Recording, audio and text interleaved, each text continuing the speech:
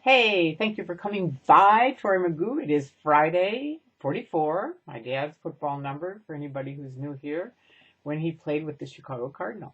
And that's why I have it. And his nickname was Magoo. That's where it gets Tori Magoo. Because even though he passed away when I was very young, 22 years old, his spirit is always with me and it means a lot to me.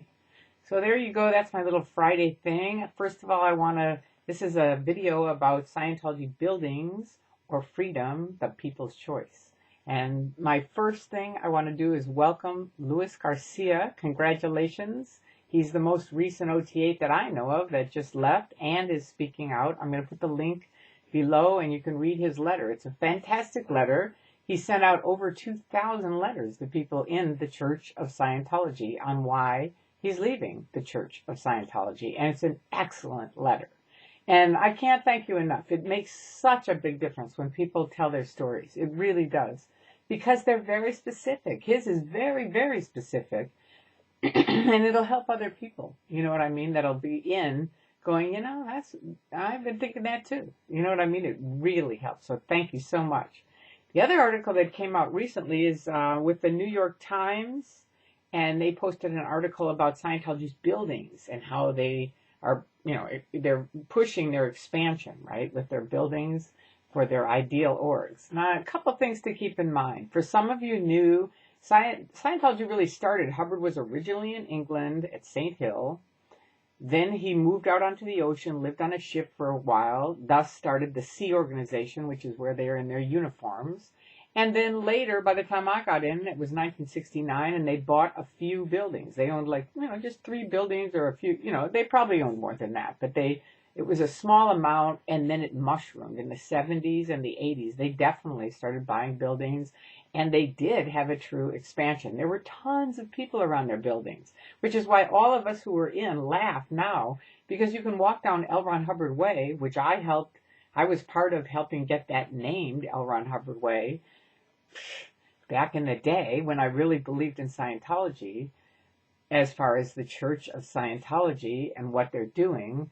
Took me a long time to get it. A lot of people in the 80s left because they realized, David Miscavige took over, started the finance police. It got very, very weird, very, very fast. And a lot of people said, I'm done, I'm out of here.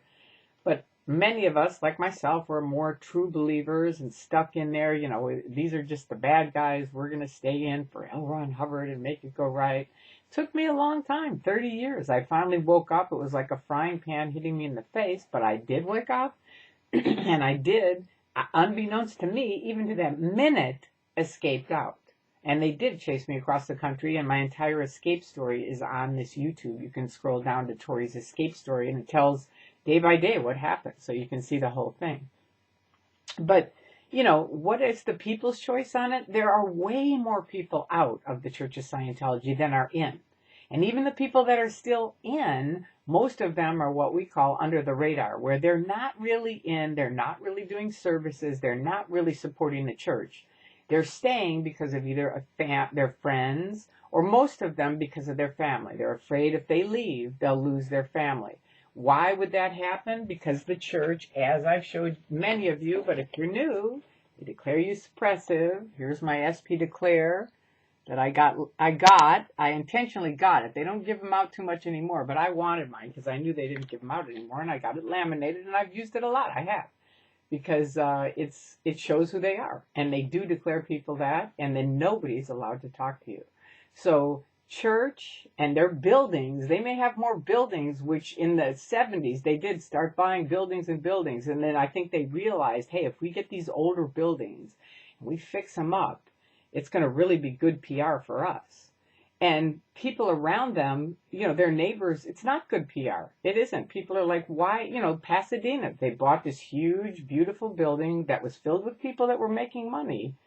Kicked them all out. It took them years to actually have their grand opening of the Ideal Org in Pasadena.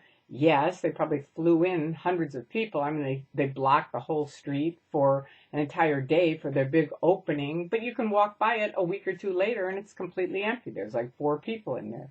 So Scientology, get with the program. You know what I mean? It's like we, the people, choose freedom way over your stupid buildings. And that's going to continue. I've said it a million times and I'll say it again.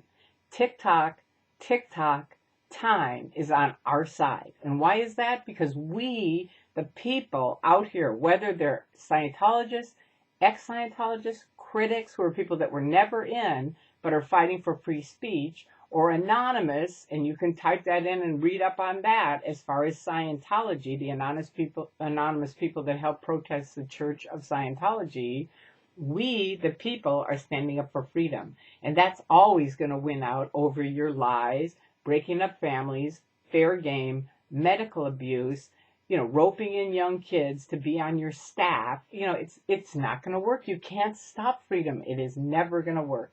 And I thank you. I welcome Louise. Congratulations. And anybody else who's on your way out or anybody else who's already left, I thank you so much. And everybody else who helps post and help expose the abuses of the Church of Scientology, right on. This is one more win for all of us. Have a fantastic weekend. Bye-bye.